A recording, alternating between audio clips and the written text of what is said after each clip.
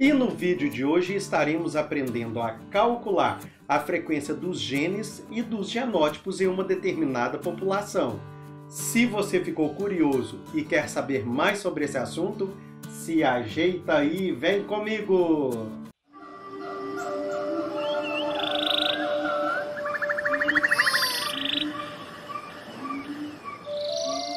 Seja bem-vindo ao canal Biologia e Tal. Eu me chamo Daniel Fernandes, sou fisioterapeuta e também professor de biologia. E no vídeo de hoje estaremos falando sobre a genética das populações. Se você gostou desse assunto, já deixa aí aquele like e assista esse vídeo até o fim. Porque aqui, neste canal, sua bio é mais divertida e informativa! Bem, pessoal, e no vídeo de hoje iremos falar sobre a genética das populações. Vamos lá? É o seguinte, a genética das populações estuda matematicamente as frequências dos genes e também dos genótipos em uma população e as forças evolutivas que as modificam. Para falarmos de genética da população, nós temos que entender o seguinte termo, pool gênico. O pool gênico, gente, não é nada mais do que os genes que são comuns em uma mesma população. Nós podemos chamá-los de acervo genético ou gene pool. Beleza? Uma população estará em equilíbrio genético quando seu pool gênico se mantiver inalterado por gerações e gerações sucessivas. Só que, gente, se esse pool gênico não tiver nenhuma alteração, nós dizemos que essa população não está evoluindo. Agora, se houver alterações no acervo gênico, nós podemos dizer que esta população está evoluindo. Entendeu? Tranquilinho até aqui? Vamos lá. É o seguinte, em 1908, Godfrey Hart, que é um matemático inglês, e também o Wilhelm Weinberg, que é um médico alemão, com base em estudos matemáticos simples, eles demonstraram o que ficou conhecido como Teorema de Hardy-Weinberg, ou também Lei de Hardy-Weinberg, ou Princípio de Hardy-Weinberg. Então, qualquer um desses três termos que você ouvir, pode ficar tranquilo que é tudo a mesma coisa, beleza? E eu vou estar explicando para vocês esse Teorema de Hardy-Weinberg. Vamos lá. É o seguinte, gente. Em populações grandes, imensas, né? Nós estamos falando aí de população aí de milhões, por exemplo. Com cruzamentos ao acaso, panmítica, tá certo? Que não estiverem sofrendo influência de fatores evolutivos. Então, digamos que vai estar estabilizado, né? Não, por exemplo, isso não vai acontecer, tá? Mas vamos supor que não ocorram mutações, seleção natural, migração. Então, não vai acontecer a alteração desse pool gênico. Então, as frequências gênicas e genotípicas vão se manter constantes, tá certo? E é o seguinte, olha só, numa população em equilíbrio, para uma determinada característica, existem dois genes. Lembra do monohibridismo que eu peguei, que eu falei lá nos princípios fundamentais da genética? Não? Não! Você não assistiu essa aula? Olha, então vou ser sincero com você. Eu sugiro que você assista essa aula, porque senão você não vai entender vários dos conceitos que eu vou passar nessa aula de hoje. Então vou deixar aqui o link para você ser redirecionado para a aula de princípios fundamentais da genética e estar assistindo essa aula, combinado? Aí depois você volta para essa. Tranquilinho? Então vamos lá. É o seguinte, nós sabemos então que uma característica nós precisamos de um par, não é? De alelos. Então nós temos um alelo que ele pode ser tanto dominante quanto recessivo, beleza? E para nós calcularmos isso, nós temos que ter o seguinte pensamento. A soma das frequências desses dois genes, tanto o dominante quanto o recessivo, tem que ser 100% em uma população. Então, nós temos a seguinte situação: a frequência do alelo dominante mais a frequência do alelo recessivo tem que ser igual a 100%. Tranquilo? Olha só. Então, nós vamos levar em consideração o seguinte. Nós vamos pegar a frequência do dominante e vamos colocar ela igual a P. E vamos pegar a frequência do recessivo e vamos colocar igual a Q. Certo? Então, nós teremos P mais Q igual a 1. Você gosta de matemática? É claro. Gosta? Sabe trabalhar com matemática? Porque agora nós vamos misturar um pouquinho. Se você não sabe, eu vou te dar uma dica. Eu conheço professores fantásticos de matemática e estarei aqui colocando um link aqui para você ser redirecionado para um dos canais de matemática que eu conheço, que você vai ficar fera na matemática, beleza? Então, vou estar deixando aqui um link para você ser redirecionado para um professor nota 1000. Não é nota 10 não, viu? Nota 1000. Você vai ver que top as aulas dele, combinado? Vai lá e assiste também. Ó, não deixa de assistir a nossa aula de biologia não, mas complementa com a matemática dele lá, combinado? Vamos lá. É o seguinte, gente. Em uma mesma população, existem 3 genótipos possíveis. Nós temos a possibilidade de formar um homozigoto dominante, temos a possibilidade de termos heterozigotos e temos a possibilidade de ter homozigoto recessivo. Beleza? Então, pegamos aqueles genes, reunimos. Se eu preciso de um par, não é verdade? Esse par eu posso ter 2 dominantes, posso ter um dominante e um recessivo, vou colocar o dedo mais embaixo para representar o recessivo, e posso ter 2 recessivos. Entendeu? Vamos lá. A soma da frequência desses 3 genótipos também tem que ser 100%. Concorda comigo? Porque nós estamos falando de uma população, tá certo? Então, nós vamos utilizar o seguinte.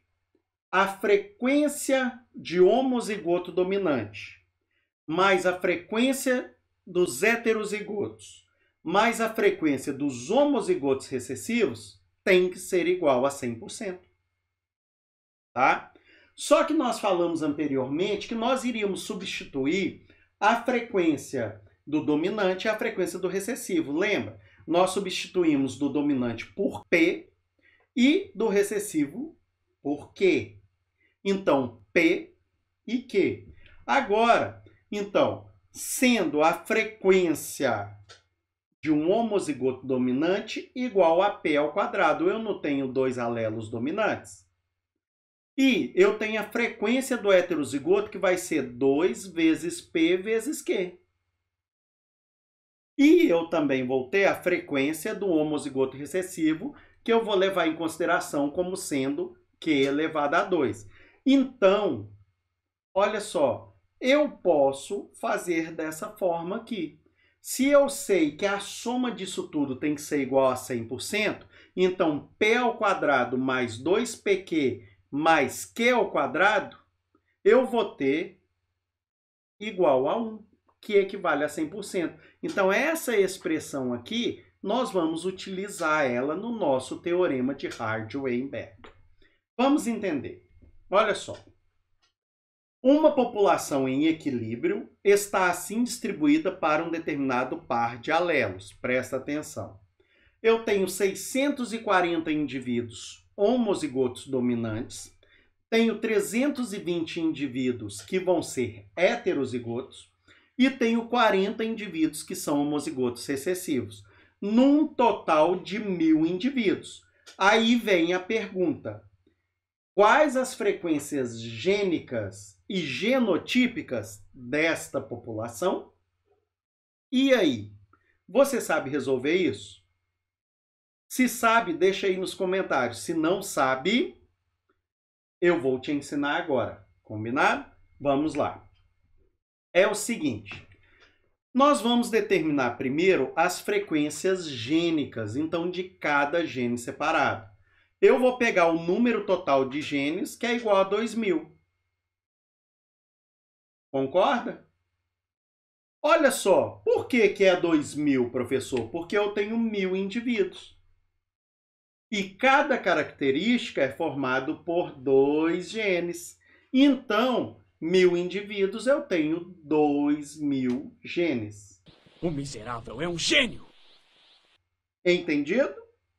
Agora, olha só, o número de genes dominantes vai ser igual a 1280 mais 320. Eu tenho 1.600 indivíduos que possuem o gene A dominante.